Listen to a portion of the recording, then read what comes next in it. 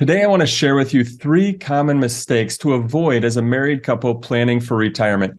These mistakes can potentially lead to, I'll say, unnecessary stress, feeling unfulfilled in retirement, potentially leaving money on the table, or costing you thousands in lifetime retirement income. So for each mistake, I want to cover the mistake. I want to talk about how to avoid it, and then how to maximize your retirement and your retirement income.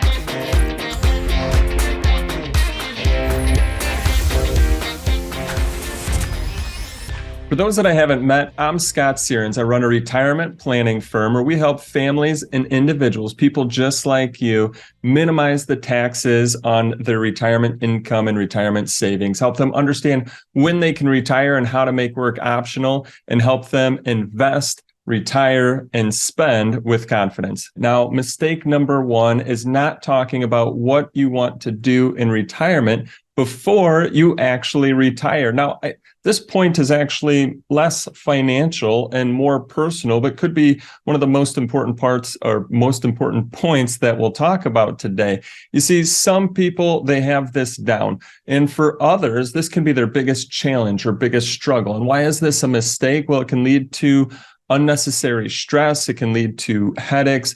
It can also lead to feeling unfulfilled in your retirement. So what is it that you want to do with your time? Put a purpose to your retirement. I feel when people put a purpose to their retirement and their retirement dollars, then they feel more comfortable spending in retirement and enjoying their life today.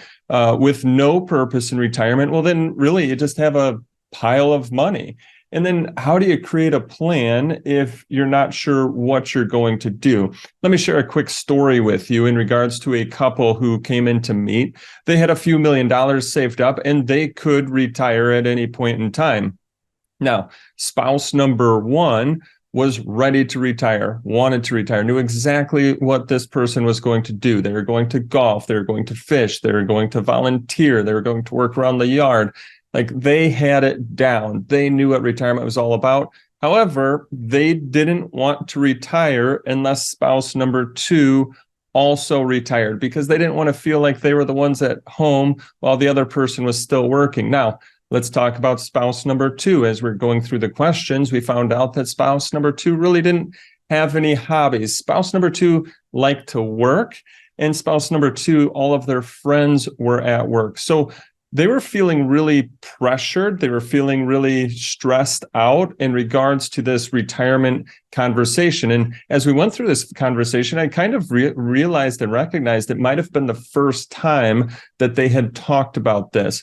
And so I really stress to you is just to open up, to communicate, because, and I'll say maybe have some grace with each other and realize that you might have some things that are the same that you want in retirement and some things that are different. And you see, as they went through the process, spouse number 2 let spouse number 1 know that, hey, it's okay if you want to retire and go about doing those hobbies and activities. Just know that it brings me joy to continue to work right now and be around my work friends, and that's what I like. And so communication is key, especially as you're going into retirement. Without that communication, as I mentioned, it can lead to unnecessary stress, can lead to headaches, can lead to you feeling unfulfilled. So have a discussion in advance. And here's some things as a couple that maybe you want to talk about. What do you think that you'll do in retirement on the day-to-day? So that's one question to talk about. Do you feel like you'll stay in the same state? Do you plan to move? Do you want to snowbird? Some other questions are, do you want to travel? Are there hobbies that you want to continue on doing? Are there hobbies that you want to start? And then a few other questions are, do you want to volunteer? Do you want to give to charity? Do you want to gift to your children? Hopefully you can just write all those questions down, just sit down with your spouse, have a conversation around them, and hopefully that helps you avoid mistake number 1 and instead put a purpose to your retirement. Mistake number 2 that you want to avoid is not coordinating your accounts like 401ks, IRAs, Roths, brokerage accounts, not coordinating those to be sure that the combined assets are working together. Who, like me, has one of these at home? That kitchen junk drawer, I'm sure you have one. I do too, right? And over time, it's collected the tape measure, silverware that we can't find, different utensils, and it just continues to grow and grow and expand and expand. Well, I find over time, this can happen in people's financial lives as well. Over time, they've collected different 401ks, they've collected different investment products, they've collected different insurance products. And over time, it just grows and grows. And while those might have been right while you got them, are they right for your future? And why this is a mistake, or why I believe this is a mistake, is because what I find is from meeting with people, here's the questions then that you're going to be asking yourself. How much can you take out and make the money last? Because your accounts now are scattered all over the place. How much risk are you at? When you have accounts in multiple locations, it's hard to determine, are they at the same risk tolerance? Is one more riskier than the other? And then the last part that you might be asking yourself are you even keeping up with inflation?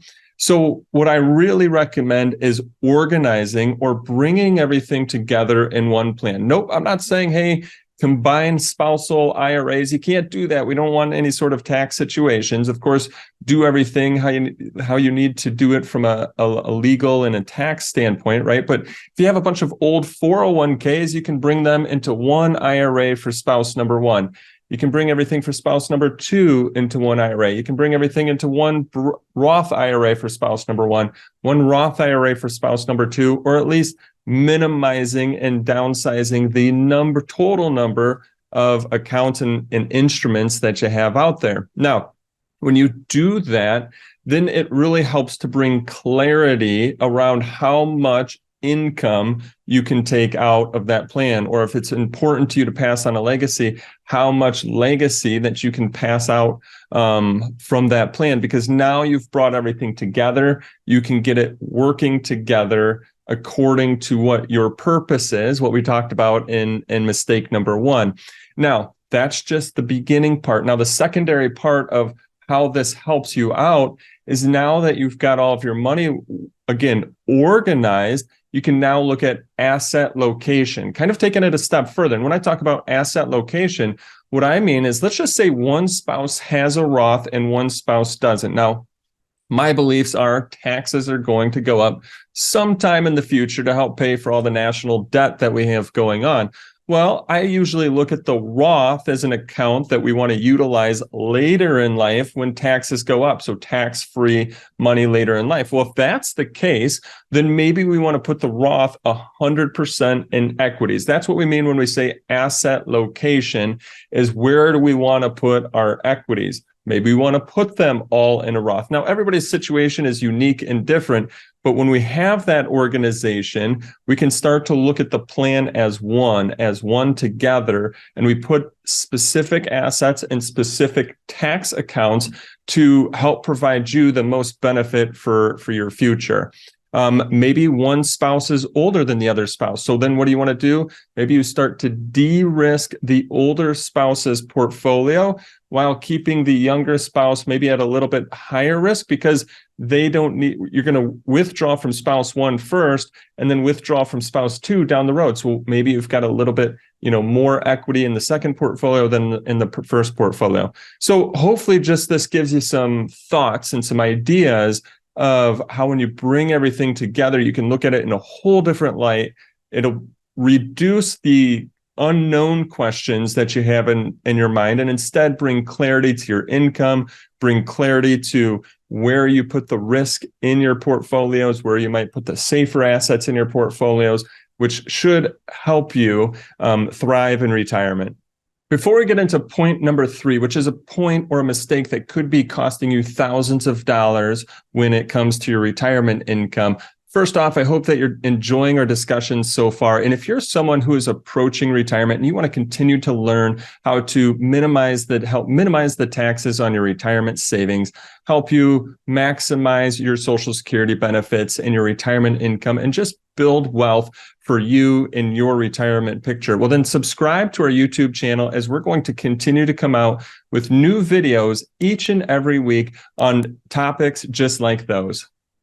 Mistake number 3 that you want to avoid when planning for retirement is not coordinating your Social Security benefits and Social Security strategy with each other. Let me quickly share with you a story of a couple who had come into our office recently, and they'd not yet put together a plan for their retirement, but they had retired. And spouse number 1 just decided to start taking Social Security. They felt the pressure of retirement and not having income coming in, so they just started taking their Social Security. But here was the trouble with that. Their Social Security was actually the higher of the two, and the couple were similar ages. Now, when looking at it from my lens and my thoughts and approach, you see what they could have done is, one of the things they could have done is taken this spouse number 2 Social Security. It was a lesser amount. They could have let spouse number 1 Social Security grow, because if you think about survivor benefits, you only get to keep one of the 2. The other thing is they could have not taken any of the Social Securities and bridged the gap a little bit with taking money out of their retirement portfolios. But since they didn't have a plan in place, they just didn't feel comfortable doing that, because that's not what they do each and every day. So this is a decision, right? Social Security is a decision that could potentially cost you thousands of dollars in future retirement income. Now, putting together the right plan, putting together a plan specific and unique to you, thinking about who's to take first.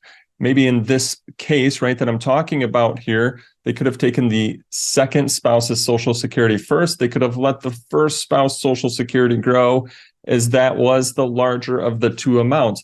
Those are decisions, those are planning opportunities that could help maybe create thousands of dollars of retirement income over your lifetime. So when it comes to Social Security, there's a lot to think about. There's spousal benefits, there's survivor benefits, there's delaying your benefits and getting the increase. There's understanding how to bridge the gap if you are going to do the delay. There's part of what goes into making the decision on Social Security as well is how much have you saved in your retirement savings? And then what does your overall tax plan look like? Now, I have created a video helping people understand when to take Social Security. And the video is when to take Social Security, three uncommon factors to consider. I was pointing up because what we're going to do is actually put a link up in this video. So you'll see a link above linking you to that video. Again, when to take Social Security, 3 uncommon factors that you need to consider when making your decision. If you found today's video to be of value and a benefit in your approaching retirement or in retirement, subscribe to our YouTube channel, as we're continuing to come out with new videos each and every week to help you minimize taxes on your retirement income, help you minimize taxes on your retirement savings, help you maximize the retirement income that you'll have, and build wealth for your future. Subscribe to our channel, and I look forward to our next conversation to helping you enjoy life today and be financially confident about your retirement.